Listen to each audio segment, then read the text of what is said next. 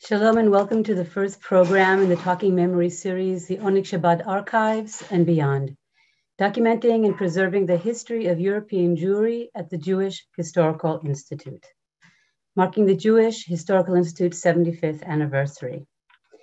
Today's program, Let the World Read and Know, the Oneg Shabbat Archives, will give us an introduction to the Institute and its work. Opening remarks will be given by Monika Krawczyk, Director of the Jewish Historical Institute, and the guest speakers are Professor Natalia Aleksiun and Dr. Katarzyna Pearson. And my name is Medin Shachar, and I work at the Ghetto Fighters House as an educator and a guide, and I want to welcome our global audience. The special welcome, as always, to the survivors and their families that are with us today. We want to thank everyone for their support and interest in our programs.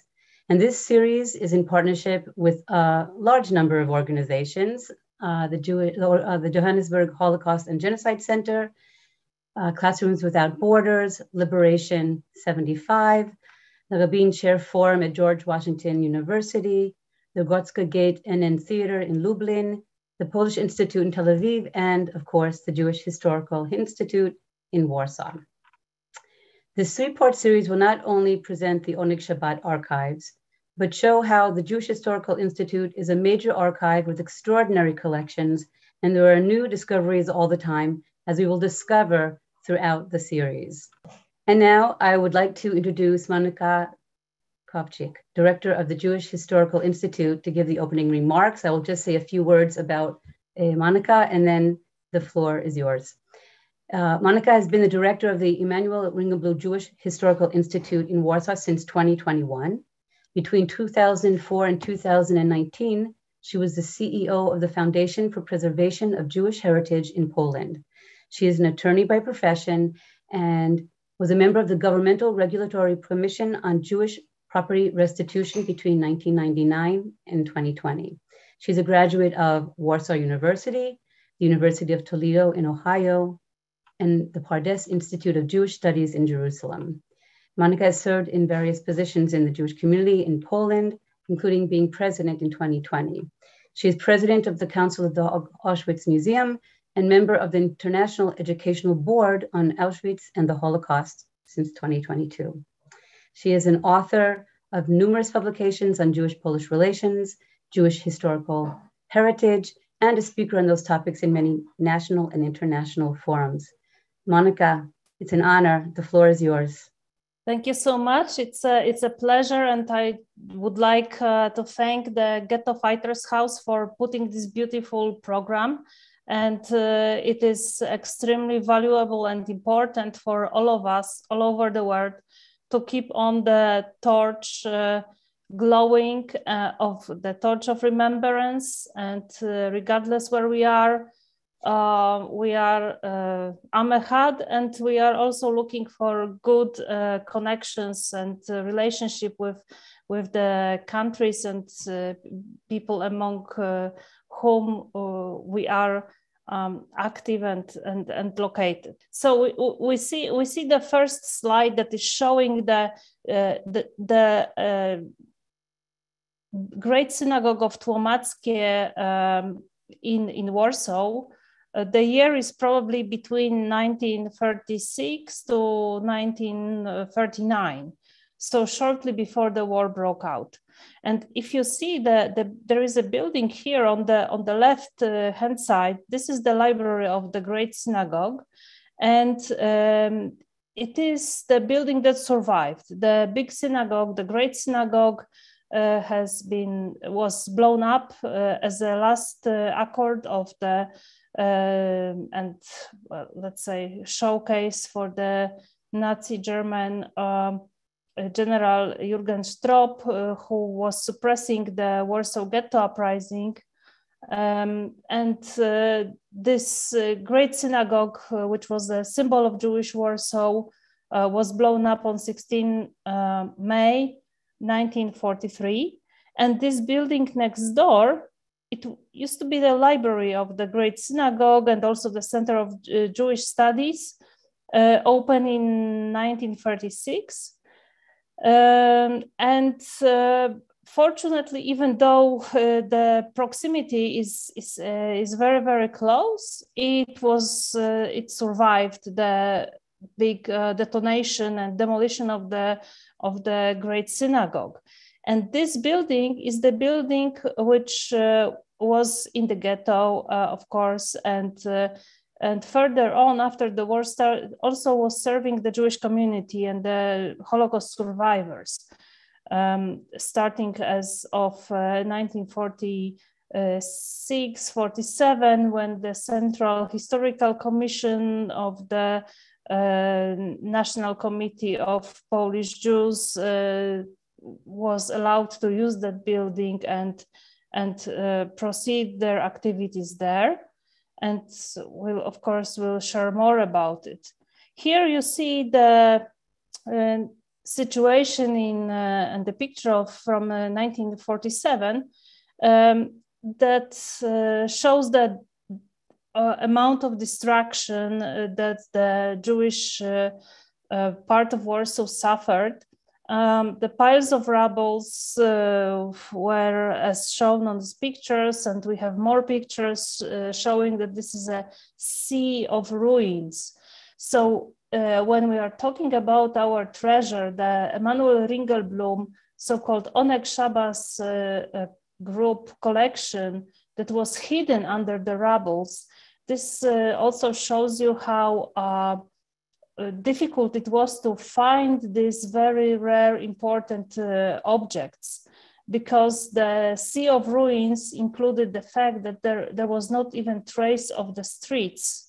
So not to mention the individual houses. So it was so difficult to navigate in that area to recover the documents that were buried by Dr. Emanual Ringelblum and his collaborators, of which the significant number of 36 known names is also testifying to the great symbolic significance of that findings.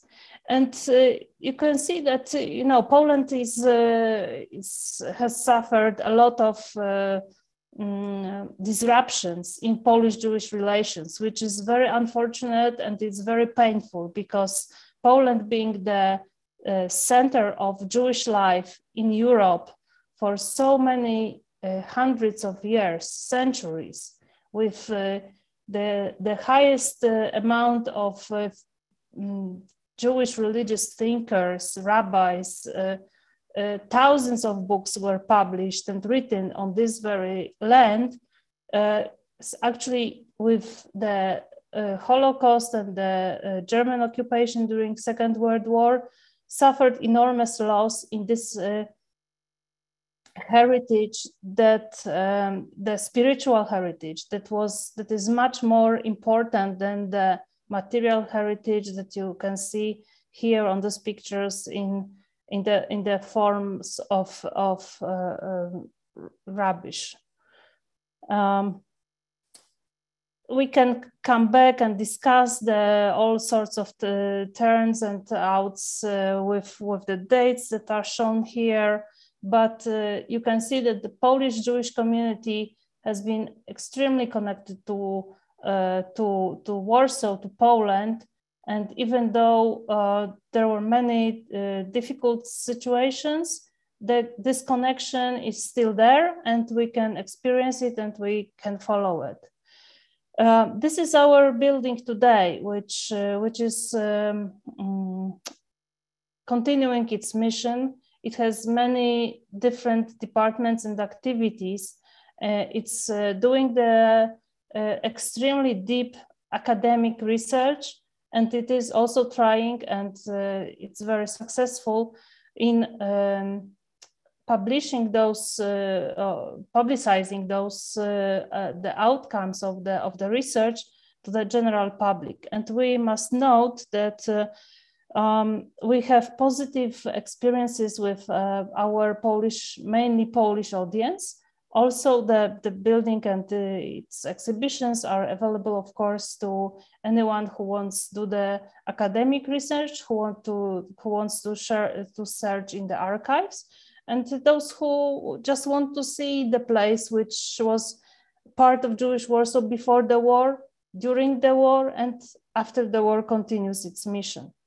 The main exhibition, the permanent exhibition, is showing the original documents from the Warsaw Ghetto.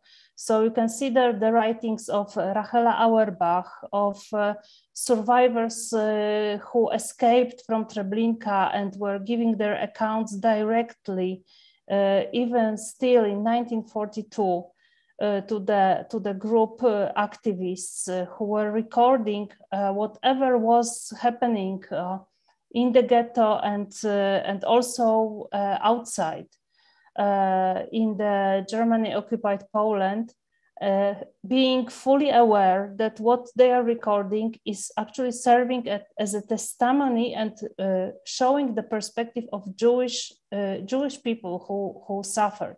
Without this archive that was collected by Dr. Emanual Ringelblum, we would just have either the German perspective, as they documented and were making orders and taking pictures at their strange taste, strange aesthetic taste excursions into the ghetto, or just some Polish perspective that is not giving the full, that was never given full information of what was going on inside, behind the walls. So it's extremely important perspective also of the civilian resistance and humanitarian cause and spirit that is extremely important and serving as an example to today's crisis. So, you know, it's not a secret that we have war in the Ukraine, which is just next door to Poland. And some of those, the information and feelings that we are getting from the documents collected 80 years ago are sounding so strong, and they are sending us a message, and they show us the reality of a war and atrocities that can be committed and are witnessed. And how do we relate to this is also a question. And we are very much determined to share first of all, the information about the Holocaust and what was going on with the Jewish community during Second World War, share it with the public.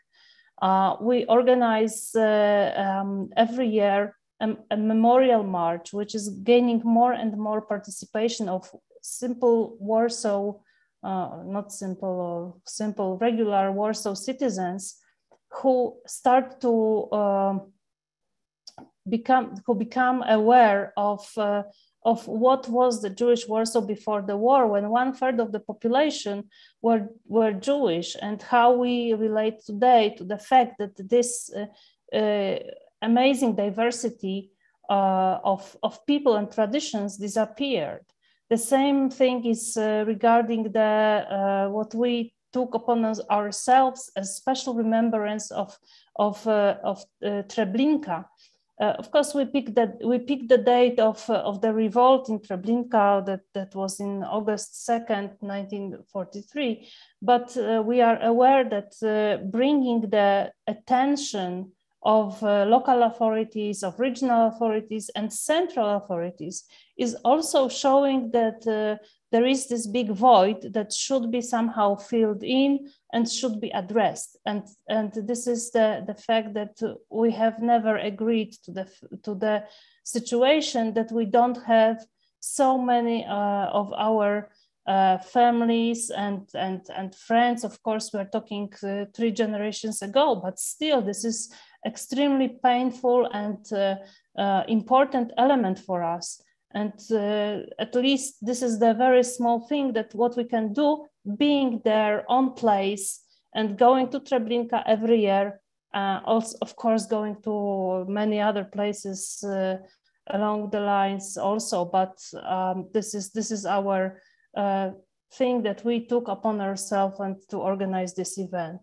And following that, it's the education projects that are encompassing many people from both Poland, especially teachers and the students, pupils, also some special interest groups, but also the visitors from abroad who can see and experience the original documents, original places.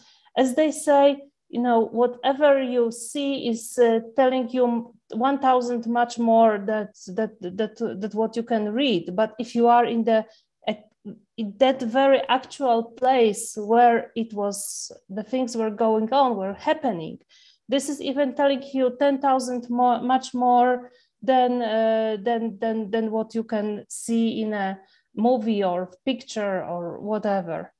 And we go deeper into the history. We go deeper to the history of the 18th, 19th, 18th, and 16th centuries, and we try to restore the memory of Jewish Warsaw. Also Jewish memory of other towns. That's why we are starting and are active in the project of checking and promoting the local Yitzkor books that were compiled by the Holocaust survivors in the 40s, 50s, 60s. But this is a precious source of local history. And here, like you can see on these pictures, there was a street in Warsaw named by Rabbi Dov Bermeisels. And it's a huge story about him, and we can spend another program just on him. But here, this name is coming back to Warsaw after 80 years.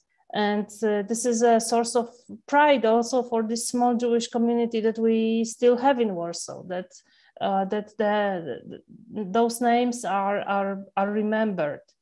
And also our temporary exhibitions are showing all sorts of aspects of Polish Jewish history in Poland throughout the ages, and not many of those things are common knowledge. Of course, you see here, it's just an example. We are showing the exhibition about the Vilna Gaon, the personality that is like one of the 5 most known Jews in the history, and we all of us we know about. But within the time here in Poland, we didn't have this opportunity to develop those information. So this is like something new discovery. And of course, we are scanning, documenting, and putting a lot of this original documentation online. A lot of it is in Yiddish, in Hebrew. So those of you who are English, who are Yiddish and Hebrew speakers would find the very handwritten notes from the pages of history, that's testimonies that were deposited within the Jewish Historical Institute, starting in 1944, where the Central Committee of Polish Jews was established. And as the Red Army was liberating Poland and pushing Germans westward, they were also collecting testimonies that were supposed to be the witness accounts for the trials of war criminals. Some of them were used actually in the Eichmann trial in Jerusalem, and Rachela Auerbach, one of the members of the Oneg Shabbat Archives, she was testifying there. And of course, she was one of the personalities who established Yad Vashem. So this is our sister institution, and we have a lot of ties and connections and exchange on many things that are connected to those information. So I was given 5 minutes by Medine, but I think that I used maybe 7 minutes or 8, but it was necessary, so I apologize. And of course, we are waiting for you in Warsaw, and will be happy to see you and to show you the original building, the collection, the exhibitions, and also the documentation. And as well, we have the Family Heritage Center, which is trying to help everyone who has roots in Poland to find relevant information and documentation. So thank you very, very much again for listening to me. Thank you so much. Thank you, Monika, and you can take more time as well. First of all, I want to say thank you for sharing with us what the Jewish Historical Institute was and is today. Of course, one of the inspirations to do this series was my actual visit to the Institute, and someone already mentioned the floors and how I reacted to the floors as well. So I want to invite people in our audience as we're going through the program. If you have been to the Institute, please share with us your impressions.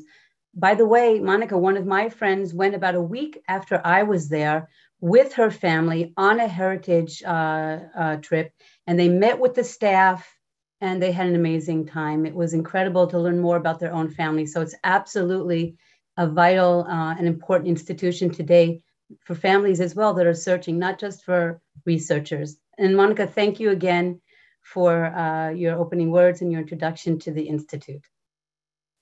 Thank you. And now I would like to introduce Professor Natalia Aleksiun. We are so glad that Natalia could take part in this series. She has been on a number of Talking Memory programs and has contributed to our knowledge about the Jewish community in Poland before, during, and after the Holocaust. Unfortunately, Professor Aleksiun could not be with us today. She is literally flying home from a conference that she organized in Vienna on the first decade of documenting and studying the Holocaust. So she pre-recorded her presentation, Who Were They? Emanual Ringelblum and the Oneg Shabbat Writers. And after I introduce Professor Aleksiun virtually, we will watch her recorded presentation. Natalia is the Harry Rich Professor of Holocaust Studies at the University of Florida in Gainesville. Beforehand, she was Professor of Modern Jewish History at the Graduate School of Jewish Studies at Touro College in New York. She has published extensively on Polish Jewish history, Jewish historiography, and Polish-Jewish relations in the 20th century, including Where To? The Zionist Movement in Poland, 1944 to 1950. She co-edited 2 volumes of Polin, examining Holocaust memory and Jewish historiography. Recently, she published a critical edition of The Destruction of Glokiev Jews by Gershon Tafet. Her book, Conscious History, Polish Jewish Historians Before the Holocaust, was published just recently, last year in 2021. We did a book launch with her, an incredible book. She is preparing a volume of Polin devoted to Jewish childhoods, children, and child rearing in Eastern Europe, and a monograph on Jews that were in hiding in Eastern Galicia during the Holocaust, as well as a new book about Jews in hiding in Western Ukraine during the Holocaust. She also serves as co-editor of East European Jewish Affairs. Among several prestigious fellowships, she has been a fellow at the Institute of Contemporary History in Munich and at the Wiesenthal Institute for Holocaust Studies in Vienna, and the Pearl Resnick postdoctoral fellow at the Center for Advanced Holocaust Studies, U.S. Holocaust Memorial Museum in Washington, D.C. We will now hear and see Natalia's presentation. Good afternoon. Thank you for this introduction, and thank you for including me in this important project and this important conversation about Oneg Shabbat and Jewish Historical Institute. I would like to share with you a few words about Oneg Shabbat and its intellectual traditions. Let me share with you very quickly just one image to put faces to the story. So here we see a group of Jewish scholars and writers with Emanual Ringelblum on the very left side. And together with him is his good friend, Raphael Mahler, who together with him set up a seminar for young Jewish historians in the early 1920s in Warsaw. And this is really in a way where we need to start this story with young Jewish scholars, most of them historians, but some of them who studied literature or pedagogy, who come together in interwar Poland in Warsaw to create a forum for Jewish history discussions, for methodological conversation, for sharing and discussing their work, for which in the formal academic structure, the space was very limited. They come together to discuss in Yiddish, to publish in Yiddish in the journal they created, of which only 4 issues appeared before the war. But this created a tradition that then also relied on the model of history writing and material collecting on Sammlers or on those people who brought important historical documentation to YIVO. And Ringelblum was very closely collaborating with YIVO, with the Institute in Vilna. In fact, his group of young historians became a branch of YIVO in Warsaw. So when in the fall of 1939, he starts organizing what became Oneg Shabbat, he clearly had this intellectual tradition of academic training as a historian with a PhD in history, but also of creating an informal forum for Jewish intellectuals from very diverse disciplines to work together on a project of Jewish history. The second important part of this tradition that he brings into Oneg Shabbat is writing Jewish history for Jewish masses. It is about Jewish masses, and it is for Jewish people as such. He's quoted to say that Oneg Shabbat should be the property of the entire Jewish people. So he goes beyond a group of intellectuals, a group of fellow historians, to bring together a group of people from very diverse backgrounds, some of them Yiddishists, some of them Hebraists, many who wrote before the war in Polish, of different political streams of Polish Jewry, of different backgrounds. And so this diversity was then reflected in the diversity of material they were able to bring to Oneg Shabbat. He believed, just like he believed before the war, that Jewish history was not just an academic ivory tower, that Jewish history had very contemporary, real meaning for Polish Jewry. And again, this understanding served him from the very beginning of the German occupation, when he envisioned a project of collecting and documenting the experiences and the ways Jewish life was affected by the occupation and by German Nazi persecution. What I also want to stress is very special and unique and important in the project is the participation of women. You see here in this picture, the third one standing is Rachel Auerbach, Rachel Auerbach, also university-trained journalist and pedagogue. She was, in fact, one of the 3 survivors of Oneg Shabbat personnel, along with Hirsch Wasser and his wife, Bluma Wasser. And women bring a very unique perspective to the project and to the topics that are discussed. Just to mention Gustawa Jarecka, one of the many important collaborators, participants in Oneg Shabbat. So we have teachers, we have youth, we have historians, we have rabbis, we have men and women of different ages. And so this project is, on the one hand, very well designed, very thought through intellectual enterprise, and at the same time, grassroots, popular, inclusive enterprise of documentation. So these elements will then be continued, very consciously continued after the war, when the survivors begin to organize documenting, writing Jewish history, and especially writing about the most recent tragic chapter in the history of Polish Jewry, when they start writing and documenting the Holocaust. Even though only 3 members of Oneg Shabbat survived, and they were essential in locating parts of the archive, but the intellectual tradition of inclusivity, of importance of the project for the general broad audience was carried through and continued after the war. And so in a way, Emanual Ringelblum's vision was kept alive after the war. Thank you so much. And I wish you a wonderful discussion today. Well, I want to say thank you, Natalia. She did write to me just before she got on the plane, and she again said that she wished that she could be with us today. And hopefully we will have her on again on a different occasion. So I want to go on to our next speaker, Katarzyna Pearson, by the way, who has also participated in our Talking Memory series. And we are glad that she is joining us once again to give her presentation, the Ringelblum Archive and the Jewish Historical Institute. Katarzyna Pearson is a historian of Eastern European Jewish history, working in the Jewish Historical Institute in Warsaw.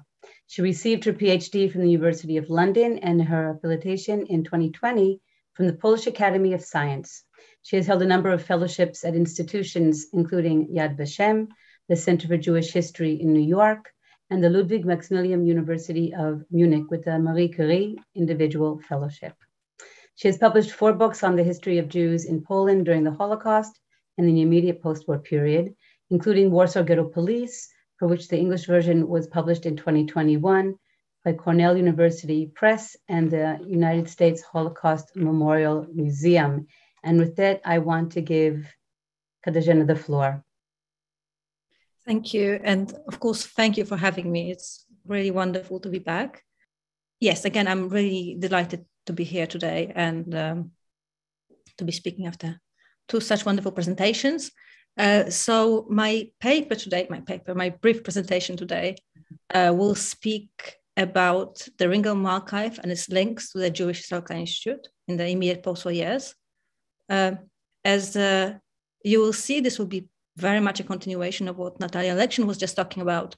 And it will be a history of the complexity of post-war Jewish life in Poland, but it will also be very much a history of emotions. And I will try to show you the emotional links between those who looked for the archives and worked for it in the immediate post-war period and the Institute. I will start with a quote, and it says, "It's difficult for me to write about the recovery of Dr. Emanual Ringelblum's archive from under the rubble of the Warsaw Ghetto without emotion.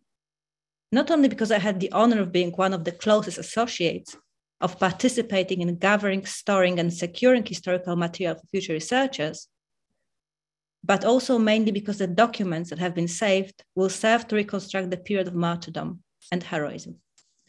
And these words come from Herz Wasser, who was the secretary of the underground archive of the Warsaw Ghetto and one of the 3 survivors of the archival team. And they were written almost immediately after the uncovering of the first part of the archive in the autumn of 1946. And this quote will serve as a background to what I want to talk about, to showing to what extent personal backgrounds of researchers of first Central Jewish Historical Commission and later the Jewish Historical Institute and their personal links to the archive shaped their attitude towards it. And here you can see Herz Wasser with his wife Bluma, who was the second survivor among members of the underground archive of the Warsaw Ghetto. A branch of the Central Committee of Jews in Poland, the Central Jewish Historical Commission was set up in Lublin in 1944 with local commissions in other major Polish cities. Its major task was to gather testimonies relating to the Holocaust and publish both primary sources and research dedicated to the Holocaust in occupied Poland. However, the work of the commission was in one aspect significantly different from the pre-war initiatives of gathering and creating Jewish sources, which Natalia Aleksiun spoke about. Testimonies gathered by the commission had particular value also, or maybe primarily, because they constitute evidence of Nazi anti-Jewish crimes committed during the Holocaust, and would later be used extensively, actually, during trials of Nazi perpetrators. The aim of the endeavor was, in the words of the Historical Commission's director, Philip Friedman, and I quote, to bring all Hitlerite crimes to the light of the day for the trial by all free world nations.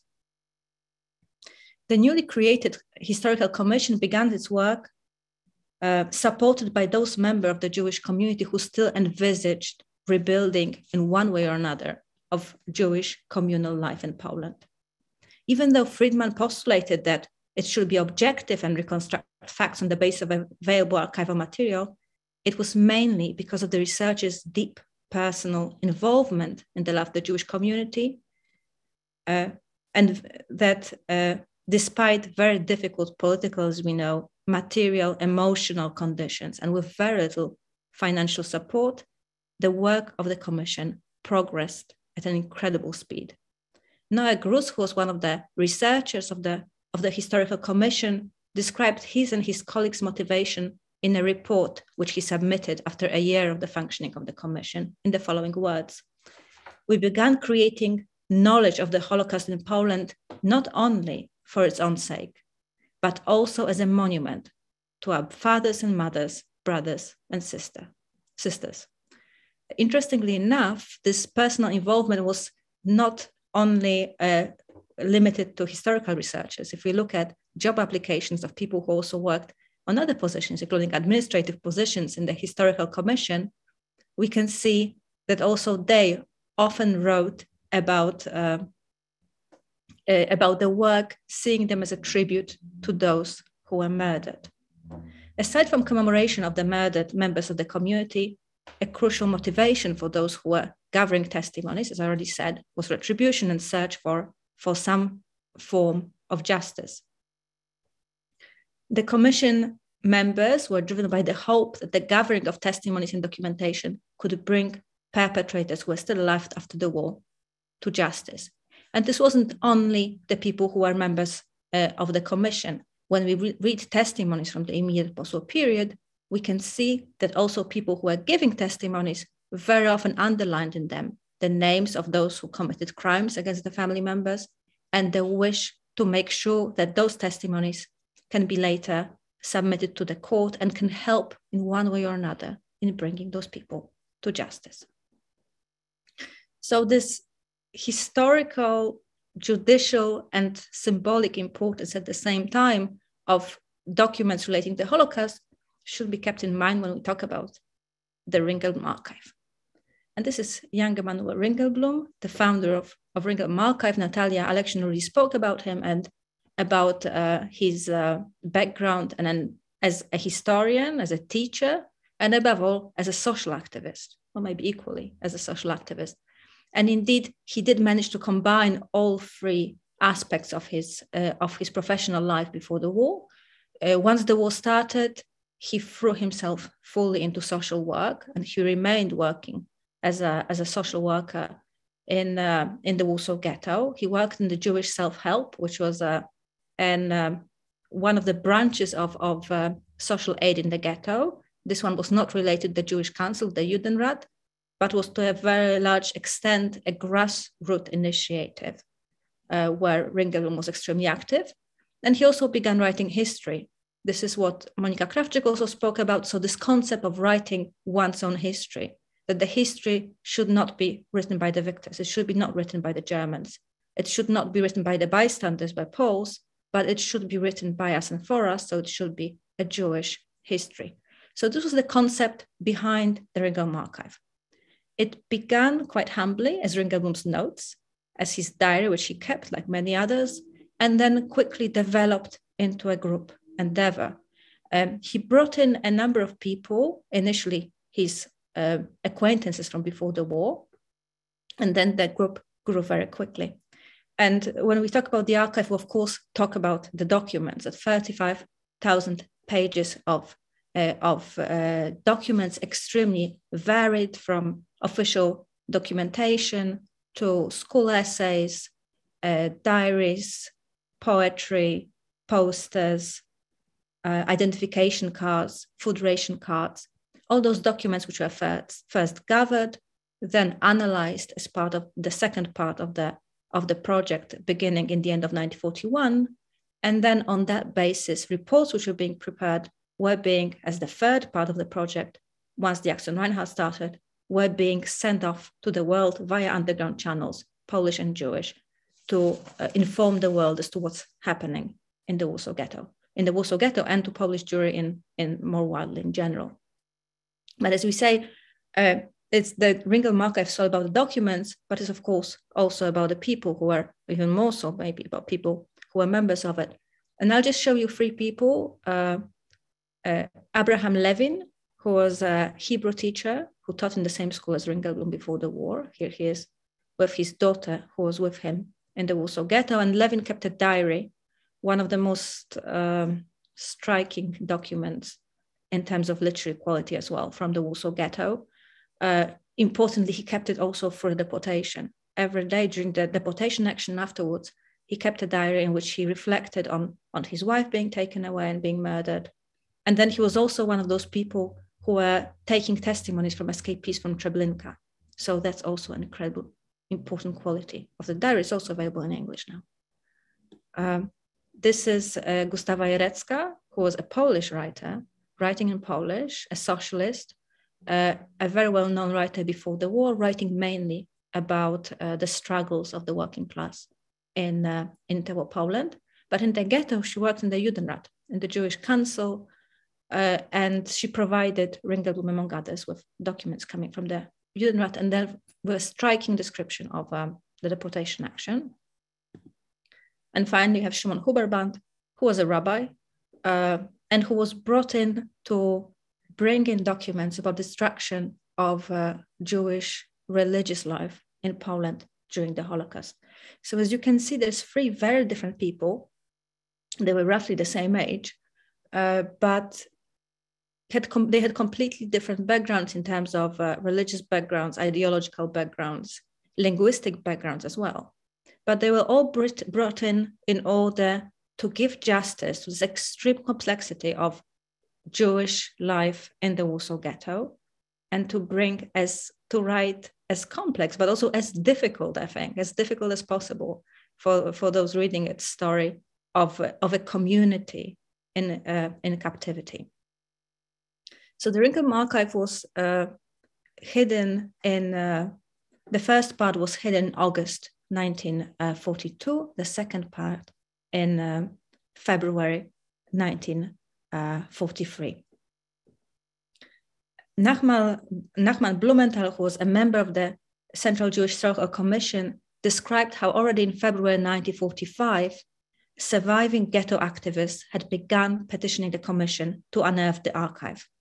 It was, however, only with the return to Warsaw of Herr Wasser, who was one of the very few people who knew where the archive was hidden, that the work on discovery of the archive could properly begin. However, the search proved to be extremely complicated. It was not enough to know where the archive was hidden. The unearthing of the hidden documents was a major undertaking that necessitated securing appropriate permits, pinpointing the right spot among the ghetto ruins, determining the right method of excavating the documents, and of course the key issue, as always, was money. The Central Jewish Historical Commission or the Central Committee of Jews in Poland did not have appropriate funds to finance the unearthing of the archive. As you can imagine, in 1945, early 1946 in Poland, there were much more pressing needs. And financing excavation, but they did go to extreme length to at least try to attempt to find money to finance excavation works. We know that they took out loans, even putting up Jewish communal property as a collateral. And in May 1945, they decided to sell a shipment of coffee that they had received from abroad in order to contribute money to finding the archive. However, finally in February 1946, they received substantial help from abroad that permitted the excavation to actually begin. And it did succeed. In September 1946, the first part of the archive was unearthed in metal boxes which proved not to be a perfect container for documents. And when it comes to the first part of the collection, a large part of it was to a large degree destroyed by the elements. The second part was unearthed in December 1950. It was actually unearthed by chance by workers working on the site. In this time, the documents were in milk churns. I don't know if I can, there we go. That's one of the milk churns in which documents were hidden. Even though they were underground for 4 years longer, they were actually in much better condition because the milk churns proved to be a much better container for foreign documentation. The work on the archive began on cataloging the archive, preserving it, began almost immediately. It was, of course, led by Hersch Wasser, but also included any other important Holocaust Jewish historians who were at that point still in Poland, among them Joseph Kermisch, Isaac Trank, and Arthur Eisenbach. I think it's clear from the extreme effort that against the backdrop of war trauma, of anti-Semitic violence, of mass immigration, that community put into unearthing the archive, that it truly was a collection of extreme emotional importance. In October 1947, with the acceleration of institutional centralization and the consolidation of communist power in Poland, the Central Jewish Historical Commission was transformed to Jewish Historical Institute, as it is to this day. The institute was now located in one place in Warsaw, so of course it could be better controlled. And the new institution consisted of a small museum, an archive, a library, and importantly was named after Emanual Ringelblum. And indeed, the curatorship of the Ringelblum Archive was a key element in validating its existence. Leading voices in the new institute immediately drew attention to the scholarly value of the archive, and especially to two elements of its value that I think are still relevant today.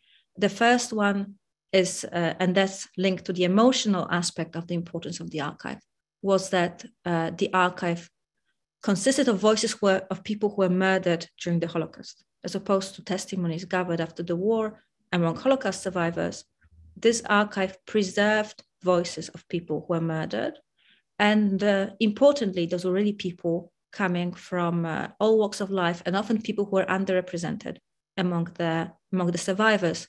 So people from the poorest strata of the ghetto community, refugees, deportees, also children and women. And the second part of it, which I think is very important for scholars today as well, is that those testimonies were gathered in 1941 and 1940. So they are especially valuable when discussing the early stages of the Holocaust.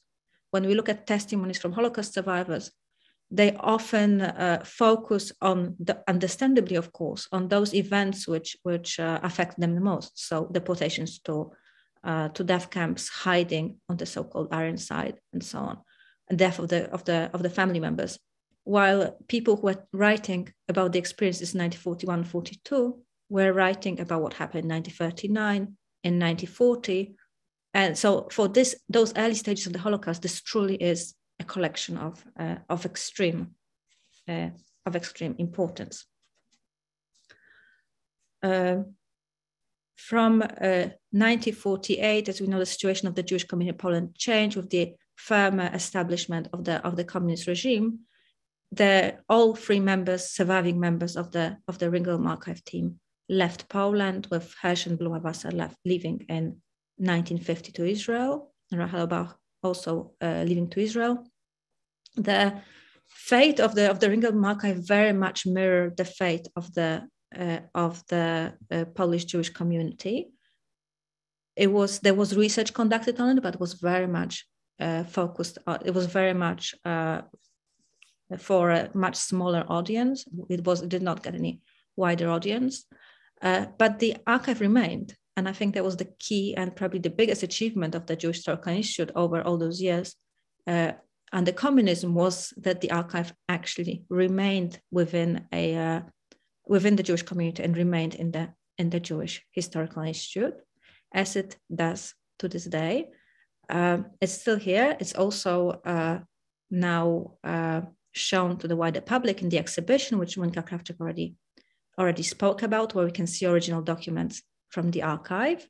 And it's also available online, which is very important, in two repositories, DELET, which shows documents from the archive, scans of the documents grouped into thematic collections, such as documents you can see here, but also drawings from the archive, or paintings coming from Gela Sekstein mainly. Also photographs. There's about 70 photographs in the archive and 300 drawings and paintings. And the second collection is CBJ, so the Central Jewish Library, which also shows scans of our full edition of the Ringelblum Archive, which is particularly close to my heart. And we have already 5 volumes of the collection, and the volumes 6 and 7 are coming within the next 3 weeks. And all those volumes are available online. They are scanned and can be read. So these are documents translated from Yiddish, Polish, Hebrew, and German into English. And just as importantly, if not more importantly, they also link to original documents. So you can see original documents from the archive, and it's very important because the materiality of those objects, of those historical sources, or what Ringelblum considered to be historical sources, is also very important. So you can see objects such as candy wrappers, which were gathered by the team. You can see food ration cards, postcards, drawings from the Warsaw Ghetto, and notes, and as well as documents.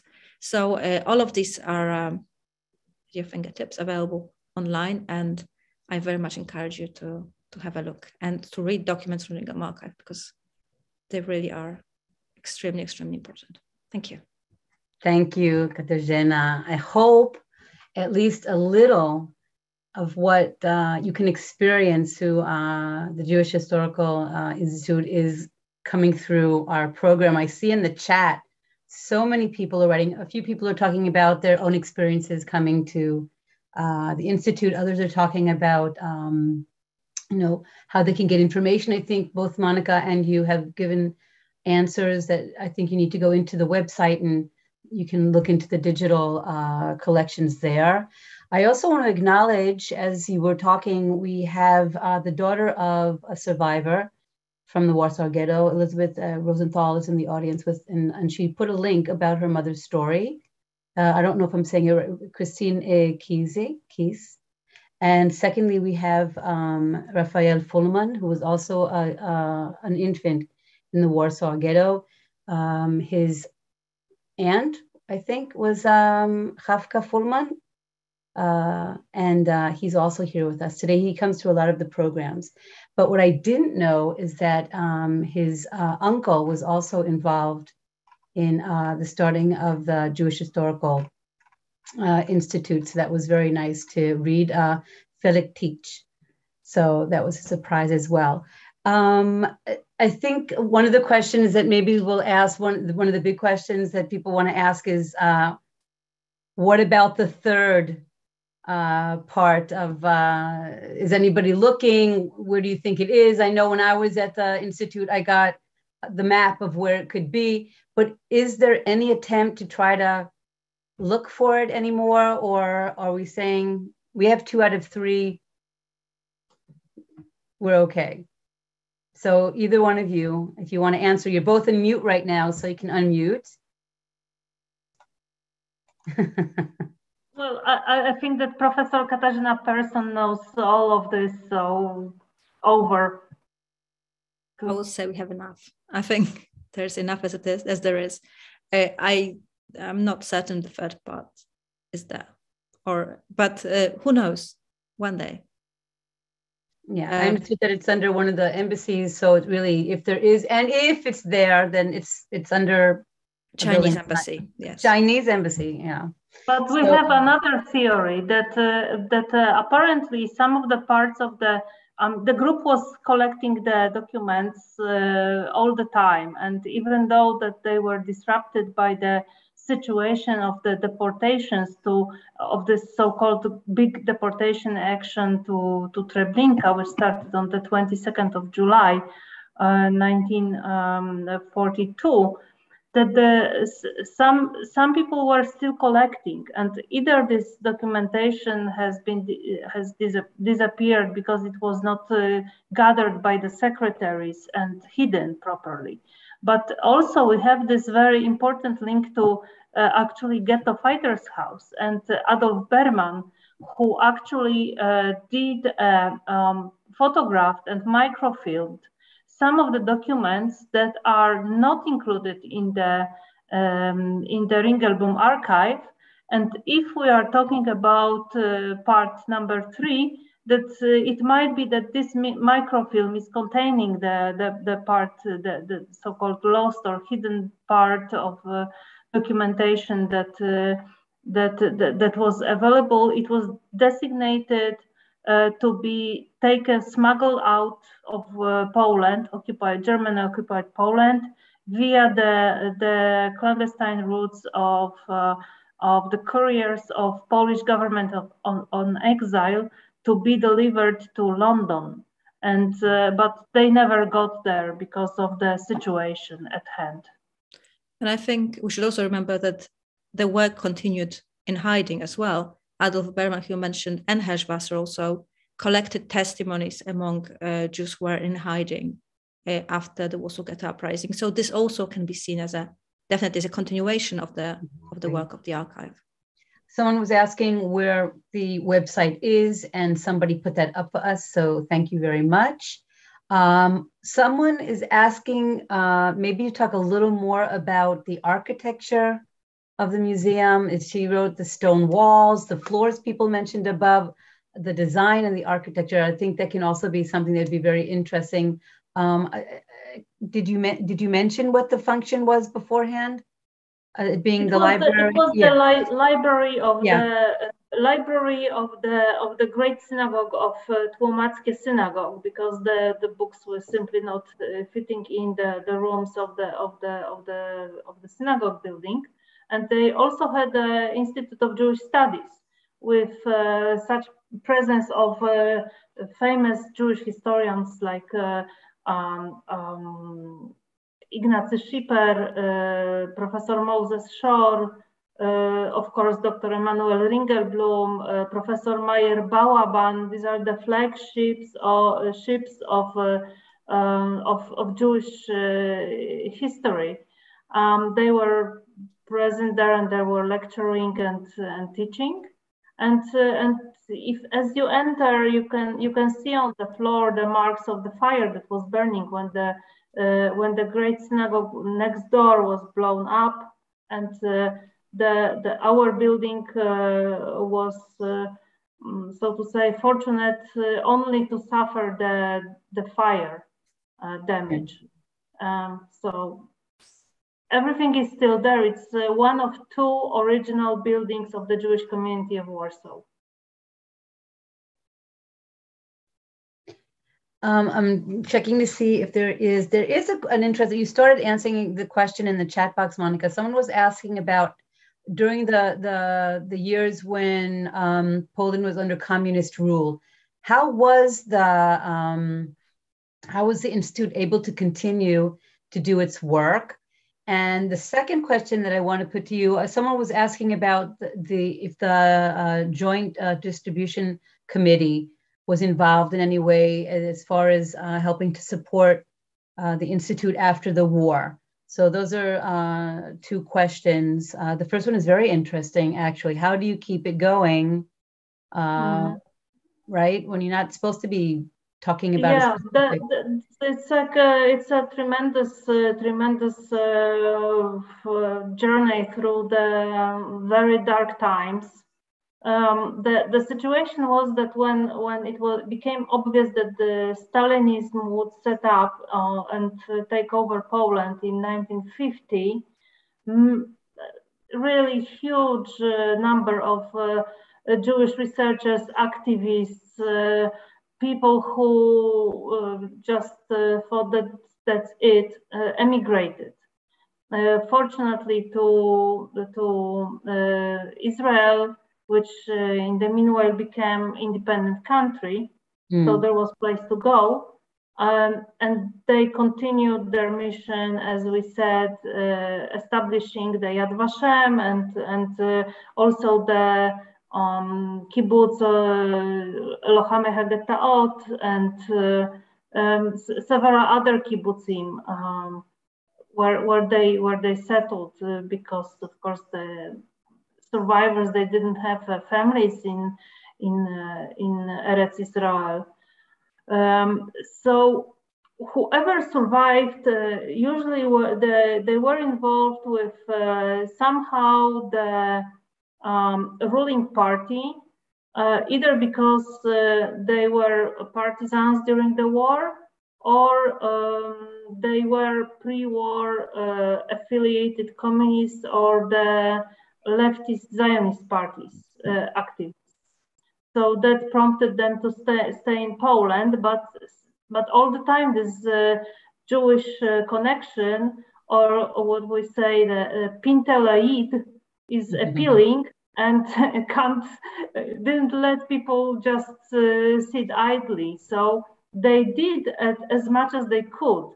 And as I was reviewing papers from the 60s, 70s, and 80s, that it was almost every year they have a major budget crisis, and they were begging the Polish Academy of Science to send donations and do this or that, and it was always a permanent crisis.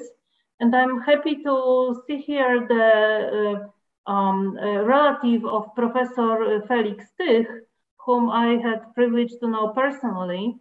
And he was the one who actually was active in this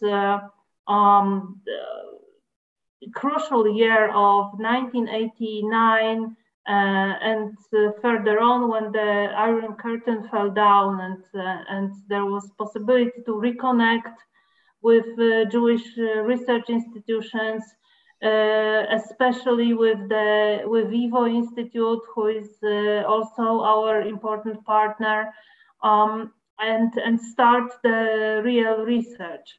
So these documents that we are showing on our exhibition from the Ringelblum Archive, which we hold as an utmost treasure today, that we can't touch them without special permission and so on. They were, as I heard, they were just piled under and over the desks of these few people who were trying to do the research and read them and present it to the public as much as they can. So this is what we say a mesirus nefesh of those people who were involved, who stayed in Poland, either because of many personal reasons, but they kept the work going. And it's absolutely amazing that we, the third generation, we can carry on the torch and continue the research. That's why we're I mean, it's hard to use the word celebrating. We're definitely marking this anniversary. It really is incredible to think that it's been 75 years, almost immediately after the end of the war, and looking those pictures of the ruins and saying, from that under the rubble, with all the difficulty, being able to bring the archives out again to the world to learn about what happened. There's so many questions in the chat box. I don't think we have time to deal with them. There is a question, if there if the Jews were deported to other places. This type of information people can look up on the internet. For example, Ringelblum himself was not deported. Avram Levin was deported. So we have different stories, different people that were involved in the Oneg Shabbat archives had different experiences and destinies. And that is exactly what you said, Katarzyna, the complexity that not everyone had the same fate, but in the end, their fate was determined from not within, but from through their experiences throughout the Holocaust. Again, I want to thank the audience for sharing with us their experiences coming to visit the Institute, and I will send you the chat, Monika and Katarzyna, just to see how people are writing so dearly. Also want to thank the survivors that wrote. I forgot to mention Eva Cooper, that is also with us today, that she was able to go to the Institute in order to find the nun that saved her life. So we're talking about so many different ways that the Institute has been so important to so many people. And like we said from the beginning, not just for researchers, and Natalia said it, Katarzyna said it, it's not just an ivory tower, it's for the everyday the Jewish people that can come and learn about their heritage, even through one of the darkest periods. And again, want to thank Natalia, that's in the air somewhere. I want to thank Katarzyna again for coming and giving us an incredible presentation. You asked to talk about Ringelblum, and I said, here we are. And Monika, first of all, thank you so much. We're just meeting. It's a strange experience to meet someone only through Zoom and through emails, but here we are. Thank you so much for your opening remarks. And again, I want to thank the Jewish Historical Institute, and of course, all our partners, but the Institute for being such a big part of this program. I want to let everybody know that we specifically chose Polish researchers and researchers that are connected to the Jewish Historical Institute. This time, all three programs will have speakers that are coming from Poland. I think that's a very important part of the understanding of what the Jewish Historical Institute is today. And again, I want to thank our audience, as always, for being so informative and for sharing and for being a quiet but very active part of our program. And with that, I want to say shalom, and I'll see you soon. Toda.